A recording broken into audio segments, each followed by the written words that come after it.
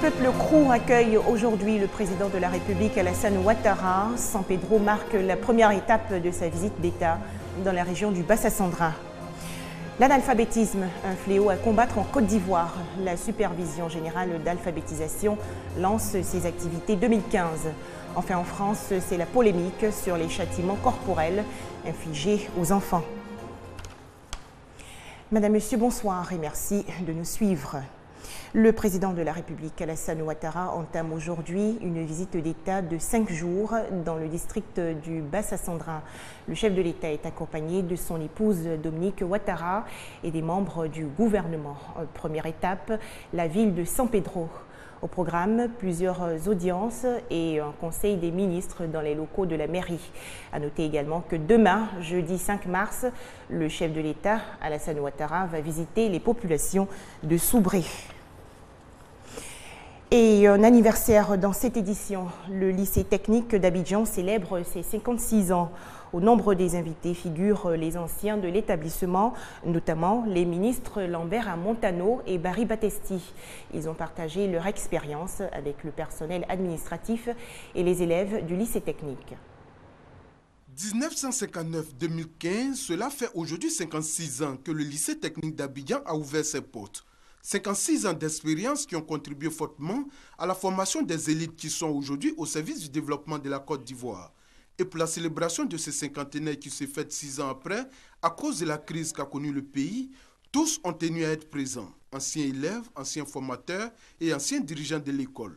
L'occasion était donc propice pour rendre hommage à certains anciens, notamment au premier proviseur du lycée, également premier proviseur africain et aussi le tout premier ministre ivoirien de l'enseignement technique, Ange-François Barry Battesti.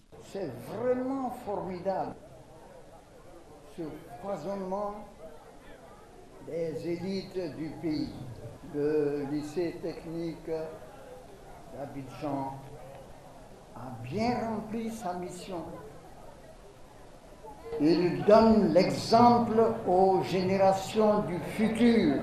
La ministre de l'Éducation nationale et de l'enseignement technique s'est également félicitée du travail des anciens qui ont contribué à positionner cette école comme une école d'excellence. Kandia Kamara a donc invité élèves et dirigeants actuels du lycée à continuer l'œuvre de leurs dévanciers. J'accorde justement du prix à l'enseignement technique parce qu'il nous offre un levier irremplaçable pour relever le défi de l'employabilité. Il suffit de voir vos élus dévanciers pour comprendre que le travail est un chemin d'or. Étaient également présents à cette cérémonie, entre autres, les anciens ministres de l'Éducation nationale Paul Akoto Yao et Lambert Montano, parrain de la cérémonie, le ministre de la Culture et de la Francophonie Maurice Kwaku-Bandama et José Dominique Loko, fondateur du groupe Loko. Les festivités du cinquantenaire du lycée technique d'Abidjan s'achèvent ce samedi 28 février. Un reportage de Herman Niamia. Le taux d'analphabétisme en Côte d'Ivoire avoisine les 52% selon les statistiques de l'UNESCO. Pour lutter contre ce fléau, la supervision générale d'alphabétisation a lancé officiellement ses activités 2015. La structure a également exhorté les non-alphabétisés à fréquenter les centres d'alphabétisation.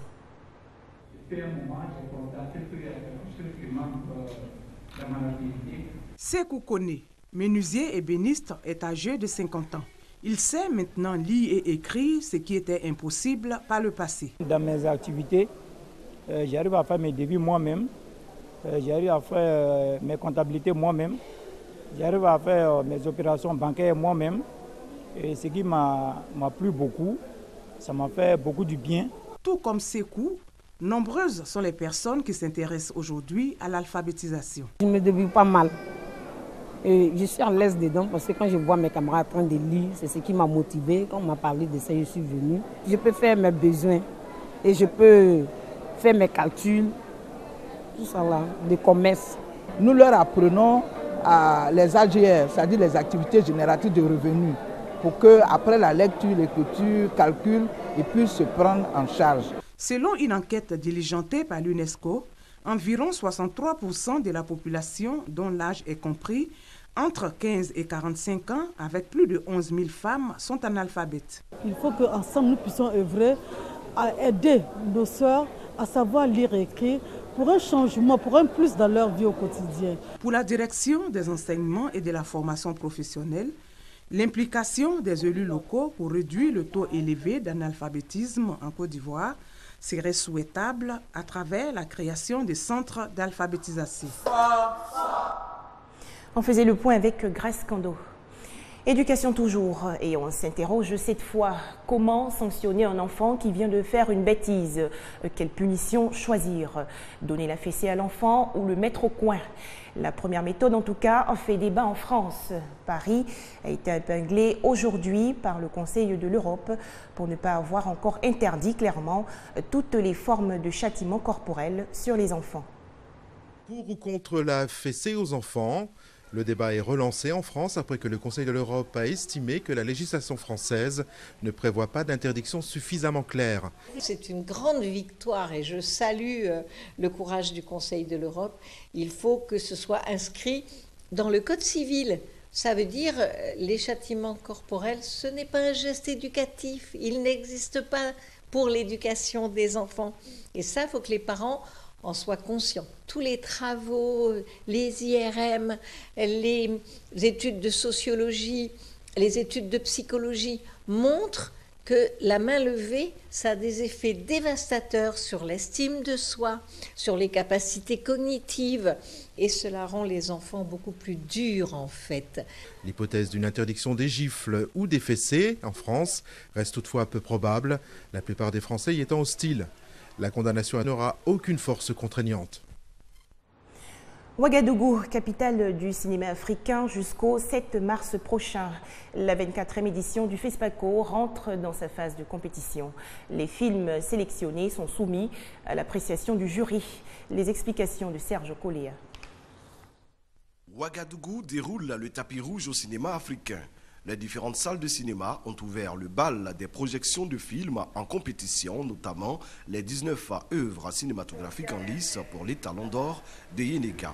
Festivaliers, cinéphiles, habitués du FESPACO, bien évidemment, n'en demandaient pas mieux.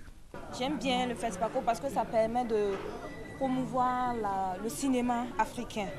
On remarque que le cinéma africain est un peu mis à l'écart, même par les Africains. Donc je suis venue pour découvrir les différents films qui vont être projetés. Je compte, si j'y arrive, voir tous les films. C'était un festival très important pour les Africains parce qu'il permet donc, à mon avis, donc, de soutenir notre art, de véhiculer aussi notre art afin que nous ne soyons pas submergés par donc, ceux qui ont inventé le cinéma. À Ouagadougou, avec le FESPACO, nous avons l'opportunité de pouvoir donc suivre un certain nombre de cinémas de qualité. Au Ciné Burkina, des étoiles, la film représentant le Sénégal, était à l'affiche. Et la moyenne d'Abdoulaye arrive au Sénégal. Je cherche Abdoulaye, mon mari. Il est parti travailler sur un chantier. Il rentre quand? Dans un mois. J'ai produit le premier étalon d'or du Sénégal en 2013 avec le film Taï de Alain Gomis. Donc je ramène mon pays en compétition officielle avec des étoiles de Diana Gay. Nous sommes debout, c'est pour compétir. Et pour compétir, c'est l'étalon que nous cherchons bien sûr. Jusqu'au samedi 7 mars, jour de la proclamation du lauréat de l'étalon d'or de Yenega par le jury, le public aura droit au meilleur du cinéma africain. L'hygiène dans les restaurants et autres centres hôteliers. À Bouaké, dans la région de Bouaké, les restaurateurs ont été instruits récemment sur la question. Cette formation vise également à augmenter les chiffres d'affaires dans le secteur. On monte un peu plus au nord du pays où les populations de Diko-Dougou étaient récemment en fête. En effet, le chef de canton et le chef de village de Guiembé ont reçu leur arrêté de nomination des mains du ministre de l'Intérieur. Ils deviennent ainsi les auxiliaires de l'administration dans la gestion décentralisée des collectivités villageoises. Le sud-est du pays également en fête. Les populations Osoon et Bra ont célébré récemment les valeurs culturelles du peuple abouré. C'était lors de la sortie officielle de leur orchestre dénommé Fanfare de l'Unité. Le village des Bras en fête. Cette communauté villageoise dispose désormais d'un groupe musical et un groupe dénommé la Fanfare de l'Unité. Sa sortie officielle a permis à la ministre Anne-Désiré Oloto de célébrer la réconciliation et la solidarité avec le peuple à bourrer des bras.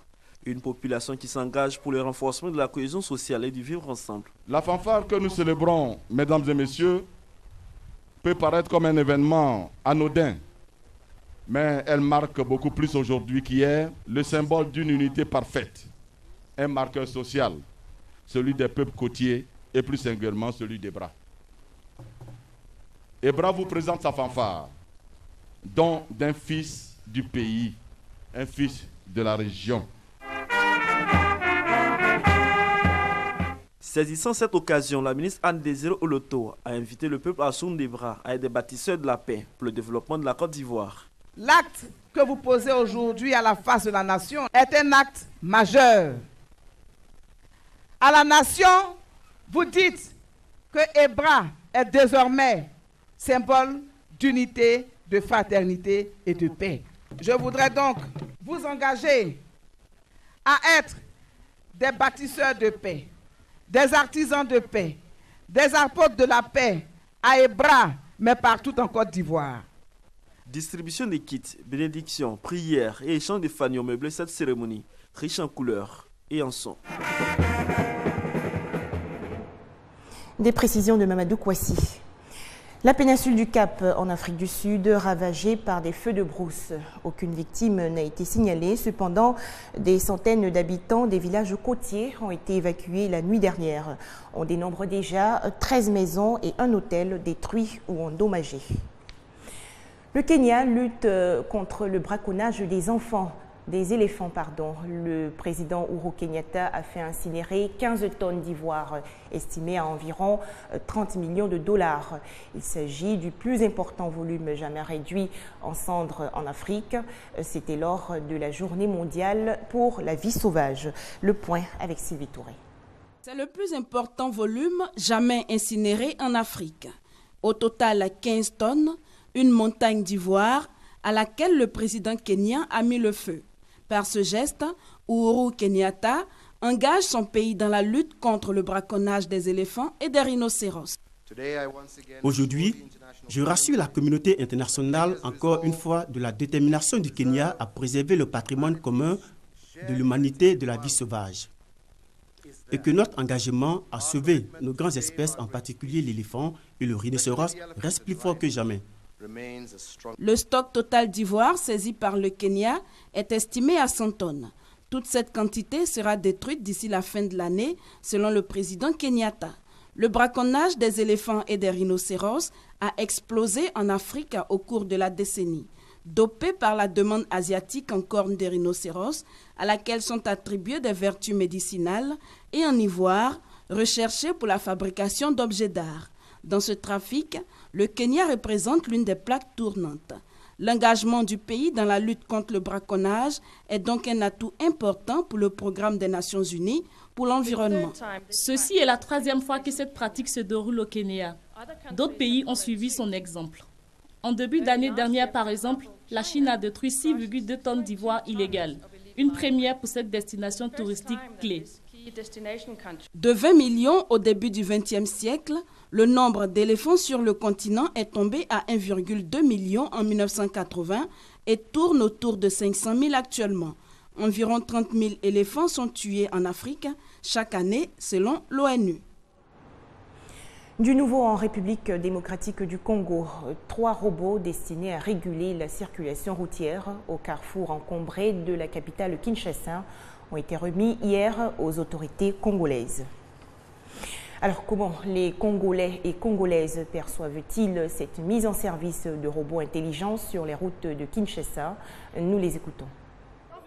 Le robot a des caméras de surveillance. Il prend en temps réel tout ce qui se passe ici et il enregistre au nord. Quelqu'un peut-être a fait un délit et il a fui. Il a dit personne m'a vu.